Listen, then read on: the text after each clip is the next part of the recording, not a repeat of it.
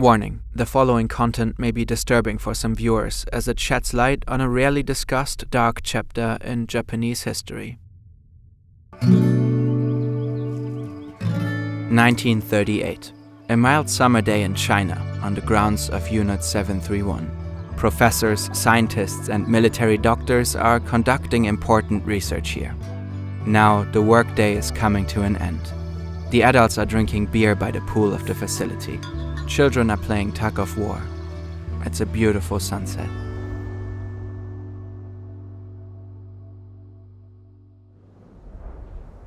The people next door in the barracks are unaware of this. For them, there is no end to the day, no yesterday, today, or tomorrow. They don't know if it's day or night. They know only one thing: a cruel death awaits.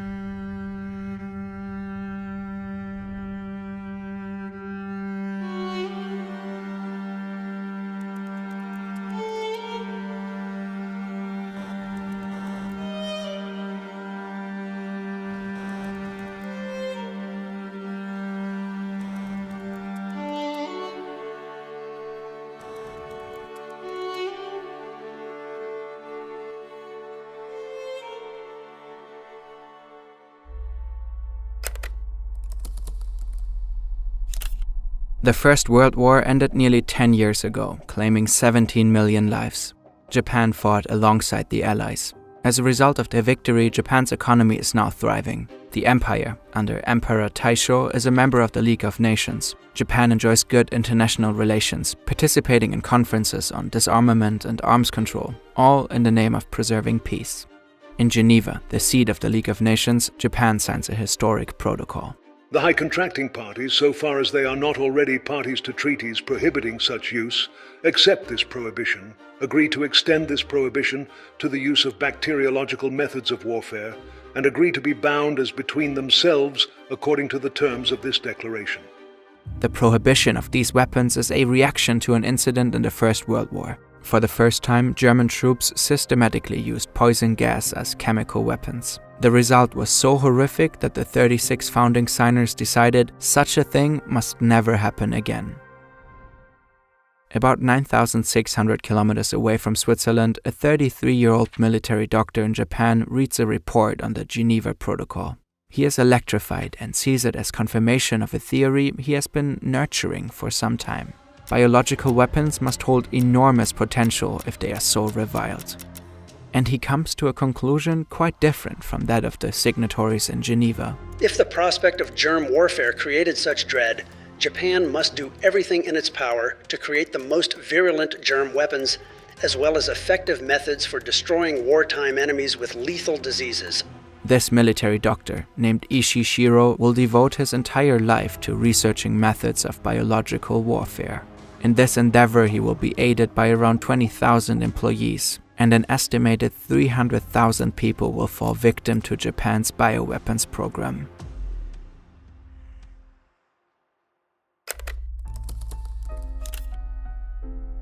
Ishii is regarded as very intelligent, if not even a genius. At the same time, he is described as ruthless, extremely arrogant, and ambitious, someone who would stop at nothing to advance his career. When he pitches his idea to the military leadership, his ultra-nationalist stance becomes evident. What if enemy states attack us with biological weapons? Then we would be helpless. And we can take advantage of new weapons technology offensively. What if we face a shortage of iron and steel during an economic crisis? We can kill two birds with one stone. Biological warfare saves money and resources while creating an invaluable killing potential. In 1928, Ishii, likely on behalf of the army, embarks on a 2-year world tour. He aims to collect research findings on biological warfare. When he returns to Japan in 1930, the political landscape in the country has changed. Under the new Emperor Hirohito, ultra-right politicians are in power.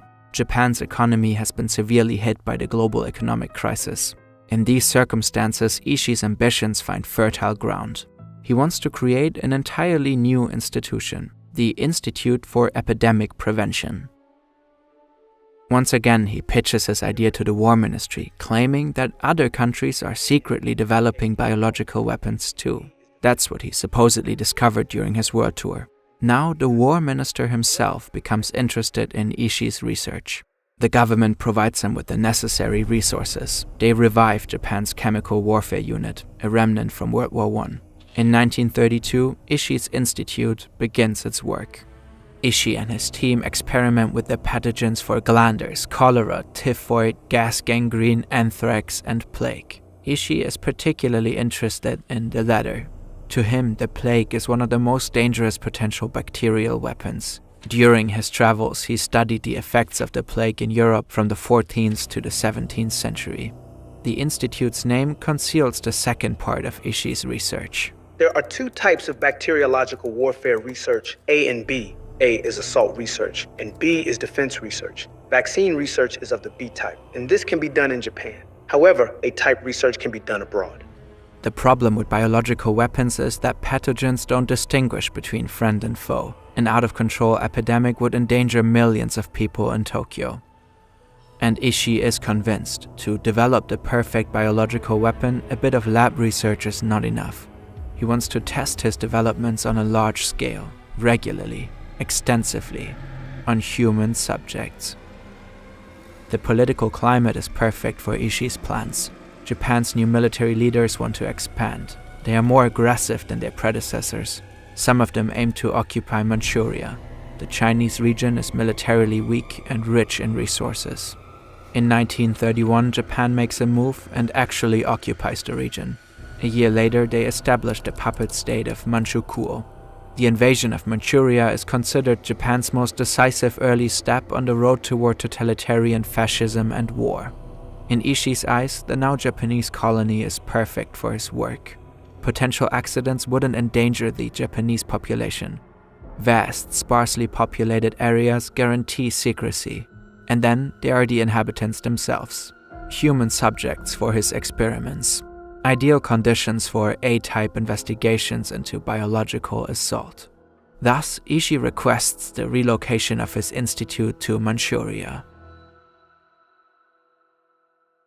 In order to tell this story in depth, we pored over books, analyzed documents, and created detailed animations, all to make a tough topic such as this one accessible. If you like our work and our channel, chances are you enjoy learning about new things. And if you do, you will love the app Imprint. Imprint is a brand new way for people to learn, built from the ground up. If you haven't used it before, you probably haven't seen anything quite like it. Imprint provides bite-sized lessons that only take a few minutes. They are beautifully illustrated, creating a highly visual, effective, and interactive learning experience. Their library includes courses and quick-read articles on topics like history, psychology, productivity, and more. Instead of doom scrolling, you can learn quickly and effectively. You can invest just a few minutes a day, perhaps while commuting or when you feel like having some time for yourself. It's really a fantastic app we can highly recommend. Why don't you give it a shot and go to imprintapp.com/fern. You'll get a 20% discount and free access to Imprint for 7 days. In Beijing, he builds the world's first bio-war death camp. Zongma Fortress is a combination of research laboratory and prison camp. It doesn't take much to be sent there by the Japanese colonial power. Soon the prison cells are filled with bandits, guerrilla fighters, partisans, communists, dissidents, and intellectuals. Suspicion that a person might be anti-Japanese minded is enough. They become part of the A-type research, human experiments with biological weapons. How many prisoners were killed is unknown to this day. The average life expectancy of the prisoners is about 1 month. Japan tries to keep the activities at the fortress strictly secret. In Tokyo, the government knows exactly about what's happening in the complex. None of the high-ranking politicians speak out against the killings, or as the scientists there call it, sacrificing human beings. But before Ussher and his team can really get going, the Beijing fortress becomes a security risk. A group of prisoners manages to escape.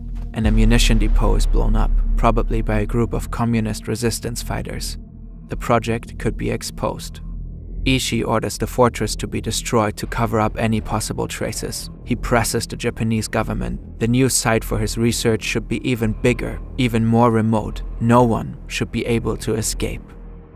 In 1936, Emperor Hirohito personally issues a decree. Ishii's institute is to expand. It becomes part of the Kwantung Army, creating a large network of locations. The headquarters are built in Pingfang. The unit stationed there is given the number 731, a codename that will go down in history. Pingfang is in a remote area, but still near the South Manchurian railway line. The new tracks leading to Pingfang officially don't exist. The secret trains that run there have a single purpose: transporting supplies, human ones included. About 150 buildings are erected over 6 square kilometers. A power plant, administrative offices, prisons, stables, greenhouses, autopsy rooms. There's even an airfield for the unit's air fleet. Trenches line the perimeter of the zone. Electric fences and watchtowers secure the area. The airspace above is a no-fly zone. Ishii runs the headquarters. He's in charge of 3,500 employees. He has recruited many of Japan's best medical researchers. They are all focused on one question: how can plague, cholera, anthrax, and so many more diseases be weaponized for war?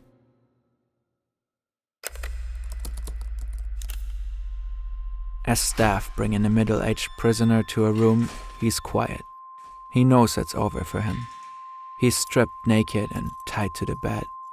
But when the medical assistant picks up a scalpel, the prisoner finally starts screaming. I cut him open from his chest to his stomach, and he screamed terribly. His face twisted in agony. The sound was unimaginable. He screamed so horribly. But finally, he stopped.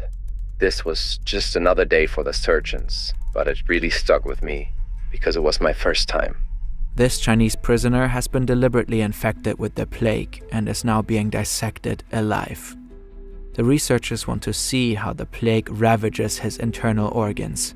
Anesthesia isn't used as it could interfere with the results.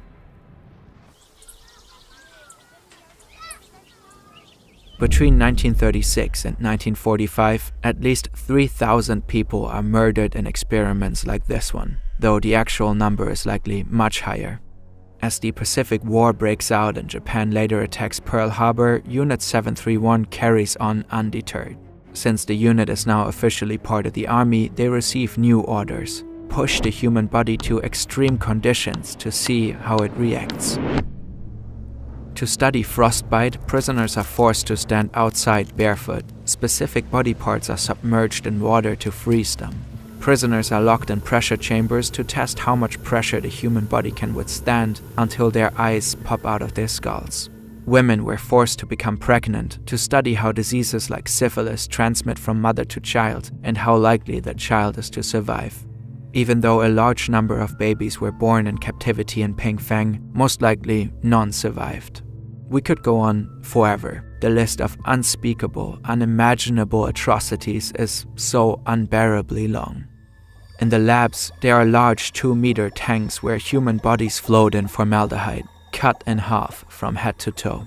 In other jars, body parts are stored, all neatly labeled and documented: feet, hands, heads, organs. Next door, the bioweapon production is in full swing. Division 4 of Unit 731 produces 1 ton of cholera bacteria, 500 kilograms of anthrax, and 700 kilograms of typhus bacteria per month. They develop bioweapon bombs and test them in the field. On a test site, prisoners are tied to stakes and bombarded with test weapons. Planes spray parts of occupied zones with bacterial cultures, and bombs filled with infected fleas are dropped on areas. The unit wants to know how many people will die. Troops contaminate wells and water sources with cholera and typhus. At its peak, the unit's bacterial production could wipe out the entire world population multiple times over.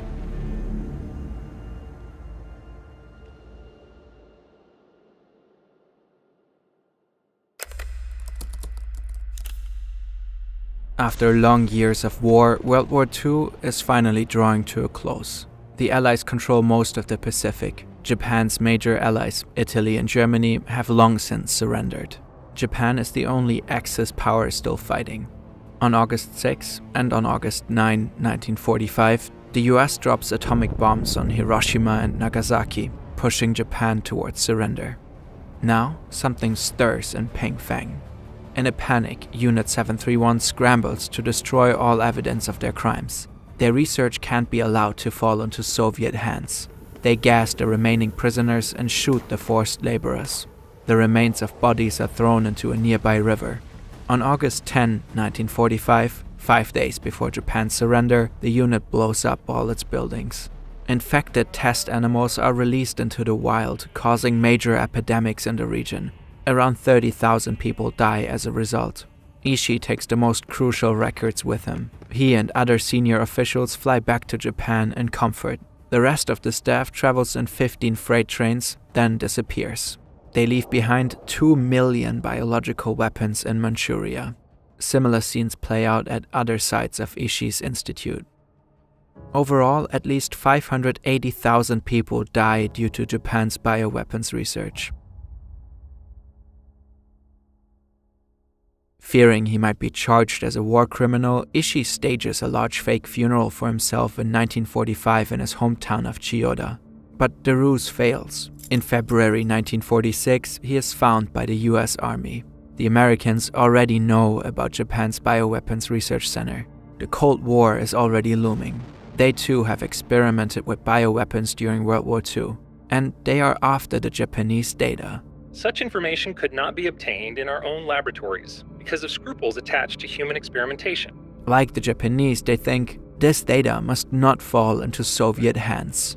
The Japanese bioweapons researchers see an opportunity to escape punishment for their crimes. The meetings and interviews between the US and Ishii's group are well documented. If you grant me immunity for myself, my superiors, and my subordinates, I can give you all the information. In preparing for war with Russia, I offer you the advantage of my 20 years of research and experience. The details of the negotiations remain disputed. What is clear is that the information is deemed by the US to be of such importance to national security as to far outweigh the value accruing from war crimes prosecution. They strike a deal. None of the senior bioweapons researchers, including Ishii, ever faces trial. While Nazi doctors are tried as war criminals at Nuremberg, most of the Japanese involved live out their lives free from prosecution. The Soviet army captures 12 members of Unit 731 and puts them on trial in Khabarovsk in late 1949. They confess to dropping bombs filled with plague-infected fleas on civilians. They speak of inhumane experiments on humans. The West dismisses all of it as a communist show trial. After short prison sentences, they are released. They too use the research data to secure leniency. By 1956, the convicted were free and returned to Japan. Many of the leading bioweapons researchers lived quietly in Japan in the following decades. The war criminals who have dissected living bodies rose to positions of power. The governor of Tokyo, the head of Japan's biggest pharmaceutical company, the president of the Japan Medical Association, and other major offices. There's overwhelming evidence that the Japanese government knew about the atrocities. Yet, it wasn't until August 2002 that the Tokyo District Court finally ruled that Japan had engaged in biological warfare. Its main purpose was to research, develop, and produce biological weapons. In order to do this, prisoners from the Chinese resistance forces were used as the subjects for experiments. But no compensation was awarded. In 2018, the Japanese National Archives released a list of the 3,607 members of Unit 731. Ishii didn't live to see it. He died of throat cancer in 1959. Before his death, he regularly attended reunions of his former unit. Almost every year, former members gather. Some still deny to this day that they ever participated in human experiments.